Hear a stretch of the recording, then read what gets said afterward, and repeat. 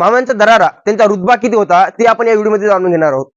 हमीदवाड्याचे विरूपाक्ष जंगम त्यांच्या बहिणीचे मामांनी भूत काढल्या तेव्हापासून त्यांचे एकनिष्ठ भक्त झाले होते. ते सदैव मामांच्या सानिध्यात राहतात. एकदा बाळू मामा, विरूपाक्ष जंगम आणि मेतकेचे गंगाराम पाटील हे निपाणीहून आप्पाच्या वाडीला निघाले. तेव्हा एसटी बसेस सरकारच्या नव्हत्या, खाजगी गाड्या होत्या. त्यामुळे दलाला आपल्या मनाप्रमाणे किती माणसं कोंबत.